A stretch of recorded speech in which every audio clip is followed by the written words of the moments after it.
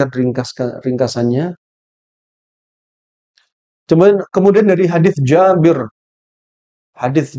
bin Abdullah dengan sanad yang hasan riwayat Ad-Dailami, innal 'aina latudkhilu ar-rajula al-qabra wal jamala al-qidra. Sesungguhnya ain ini bisa menyebabkan seseorang itu masuk kuburan. Berarti apa? Bisa menyebabkan kematian. Ingat, bukan hanya kematian, termasuk sakit, termasuk kecelakaan, malapetaka. Nah, ini bisa terjadi semua. Ya, dan onta bisa masuk panci. Ya, onta bisa masuk panci, menunjukkan apa? Bahayanya. Dan ain itu dibagi menjadi dua, ainul insiyah wa jinniyah. Ain itu bukan hanya dari manusia, ternyata ada ain dari jin. Nah, makanya sering anak kita, anak kecil bisa jadi kena ain. Ainnya siapa? Ainnya jin. Bukan hanya manusia, jin juga bisa melempar ain. Makanya kita diajari berlindung dengan zikir pagi dan petang, ya, dengan zikir-zikir ketika masuk tempat yang menakutkan, ya, dan seterusnya. Menunjukkan apa? Ada penyakit, ada obat. Ya, ada penyakit, ada benteng dari penyakit. Dan ain ini bisa merubah apa? Merubah tabiat seseorang yang tadinya penyabar, tiba-tiba jadi apa? Pemarah. Yang tadinya pemberani bisa-bisa jadi penakut. Ada anak pinter, ranking 1 terus, kena ain, jadi anak paling bodoh.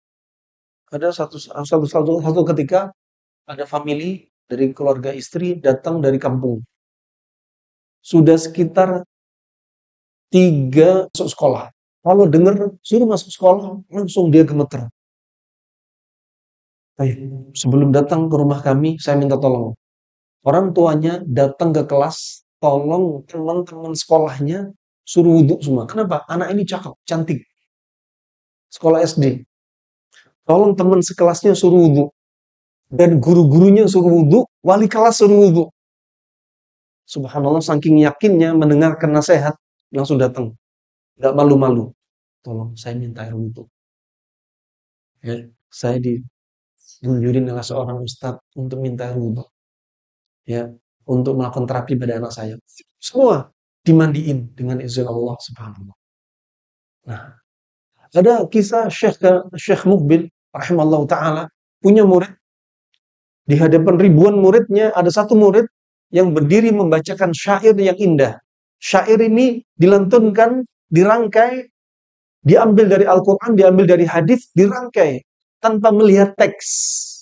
Langsung di luar kepala. Syairnya indah banget. Yang hadir ribuan orang. Tiba-tiba di tengah dia membaca syair, di kesekian menit dia nggak bisa berkata-kata alias bisu. Kemudian apa kata Syekh?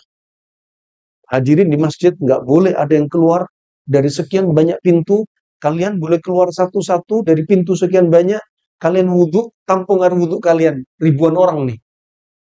Karena kita nggak tahu pelakunya siapa. Setelah air wudhunya ditampung ribuan orang ini, dimandikan kepada tadi yang membaca syair tiba-tiba bisu, langsung bisa bicara. Nah, ini dahsyatnya rahimahullah jami'an. Kemudian dan ain ini terkait juga dengan roh kita. Mata kita mendampakkan ain terkait dengan roh kita. Imma bil ittisal, ya, imma nyambung, imma bil muqabalah, ada pada depan, atau birru'yah, melihat langsung, ya, atau dengan apa? Cukup roh ketemu roh, atau kadang dengan apa? Cukup berkhayal bisa menimbulkan ain. Jadi nggak harus melihat. Juga termasuk orang buta sekalipun bisa melempar ain. Ketika apa? Disebutkan sifatnya. Ini ada orang buta diceritai. Bro, di depan kamu bro, ada anak cakep, rambutnya lurus, hidungnya mancung, kulitnya putih, matanya belok, lehernya panjang, padahal usia masih 12 tahun. Ya Allah, anaknya gini. Ini orang buta diceritain. Orang buta yang diceritain bisa melemparkan ain dengan disebutkan sifat tadi juga. saking bahayanya.